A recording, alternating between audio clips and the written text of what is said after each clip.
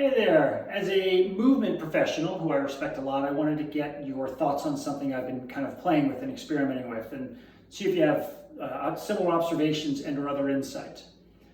By that I mean when people are doing different movements, let's call it mobilization into a direction. Maybe it's a stretch that they're doing. Maybe it's a repositioning technique where they're trying to reorient a structure and maybe we're having them hold it for a period of time, like a number of breaths.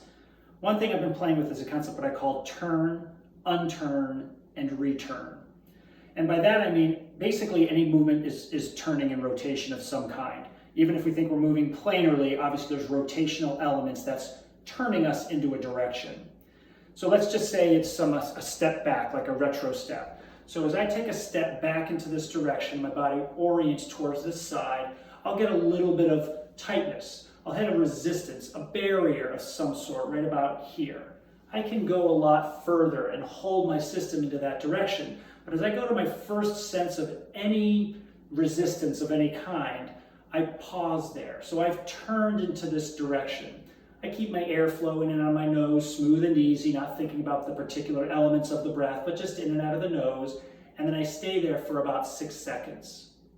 And as I maintain my turn into this direction and I'm breathing, after about 6 seconds, I unturn, meaning I just move just a little bit out of that direction.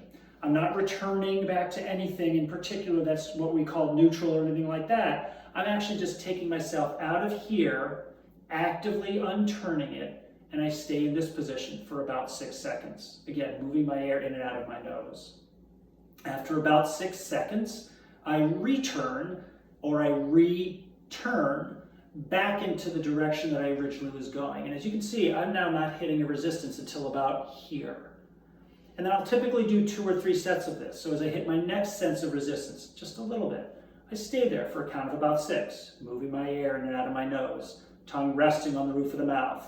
Every now and then after I exhale, I swallow to get my neck to be able to reorient as well.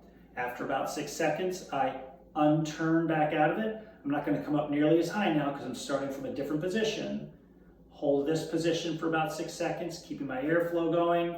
After about 6 seconds, I return back into this side and into direction. You can see now I'm not hitting any resistance at all.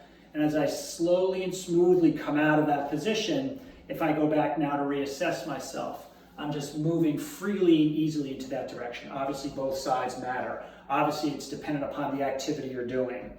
So in doing some of the things that you're doing, what I want to have you think about is this.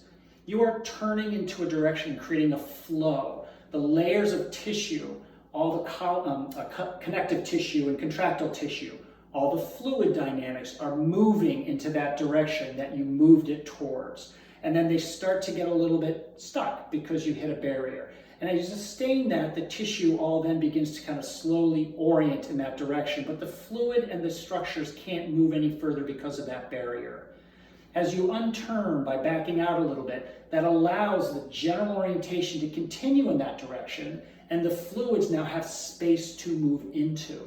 So it allows that redirection and that reorientation towards the direction you originally were moving into. And then after about 6 seconds or so, as you return back into that, now all the other layers, all the other fluid dynamics of things that have had now space to open up, channels to move into, if you would, now have the capacity to be able to do that more effectively. And then you hit that next sense of resistance or barrier, or whatever the movement is. Let's say it's a trunk rotation. As I turn my system towards this direction, again, I feel a resistance a little bit in my hip here and a little bit in my trunk here. I can hold this and I can breathe, which is nice. But if I stay here for about 6 seconds, again, breathing in and out of my nose, swallowing every now and then after I exhale, if I unturn, I'm just coming out a little bit. I'm just moving out of that sense of that first barrier where I don't feel any of that anymore. I'm picturing the flow of the tissue and all the fluids moving into the direction I originally was moving into. And now that I've sat here in this position for about 6 seconds, as I go to rotate now, like I'm not feeling any of that resistance like I was before.